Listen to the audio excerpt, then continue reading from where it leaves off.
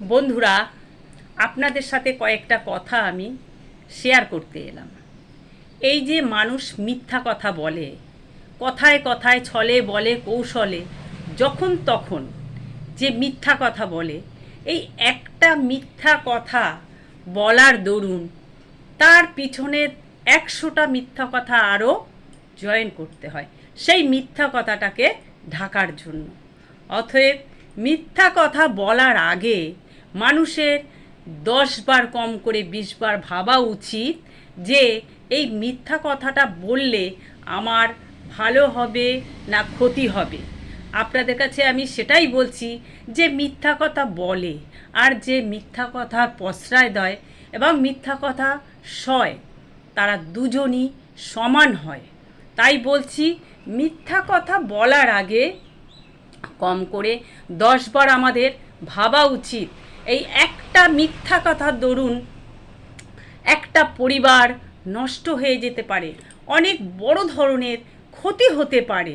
সেই জন্য বারবার বলছি, একটা মিথ্যা কথা বলার জন্য 10 বার ভাববেন এবং সেই মিথ্যা কথাটা বলার ফলে কি হতে পারে সেটা কল্পনাও করতে পারবেন না।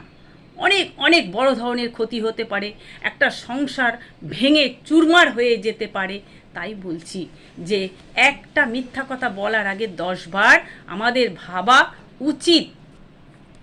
হ্যাঁ, মানুষ বিপদে পড়লে, মারাত্মক বিপদে না পড়লে মিথ্যা কথা বলা উচিত নয়। প্রাণ থাকতে খুব জরুরি না হলে মানুষ বিপদে না পড়লে মিথ্যা কথা বলা উচিত নয়। মিথ্যা কথা বলে, কখনো সখনো বলতে মানুষ বাধ্য হয়। সেই মিথ্যা কথাটা যখন একান্তভাবে বাধ্য না হয়ে মিথ্যা কথা বলা উচিত নয়। কারণ একটা মিথ্যা কথা বলার দরুন অনেক অনেক ক্ষতি হতে পারে। সেই জন্য বারবার আমি সবাইকে বলছি, সবাইকে জানাচ্ছি যে মিথ্যা কথা যখন কেউ বলবেন, একটা ভেবে চিনতে 10 বার ভেবে চিনতে মিথ্যা কথাটা বলবেন যে এই মিথ্যা কথাটা বললে আমার কোনো কি ক্ষতি হতে পারে বা অন্য কারোর কোনো ক্ষতি হতে পারে, বিভিন্ন ধরনের ক্ষতি হতে পারে। যারা মিথ্যা কথা বলে আর যারা মিথ্যা কথা সহ্য করে, এই দুজনকেই আমি একদমই পছন্দ করি না, সহ্য করতে পারি না।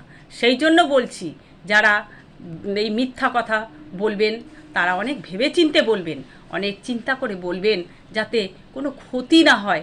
আপনার নিজের ক্ষতি হয়ে যাবে, অন্যের ক্ষতি হবে, তছনছ হয়ে যাবে। সেই জন্যই বলছি, বারবার বলছি, মিথ্যা কথা বলার আগে 100 বার ভেবে নেবেন। ঈশ্বর মিথ্যাকে সাথ কখনোই দেন না, কখনোই দেন না। মিথ্যা ক্ষণিকের জন্য স্থায়ী হলেও পরক্ষণে কিন্তু সত্যটা প্রকাশ হবেই হবে। ঈশ্বর কোনো দিন মিথ্যাকে প্রশ্রয় দেয় না, মিথ্যা কখনো চাপা থাকে না। মিথ্যা অবশ্যই ঈশ্বর প্রকাশ করে দেয়, সেটা একটু দেরিতে দেয়। ওই জন্যই বলে কথায় যে সতের জয় দেরিতে হয়, মিথ্যার জয় তাড়াতাড়ি হয়।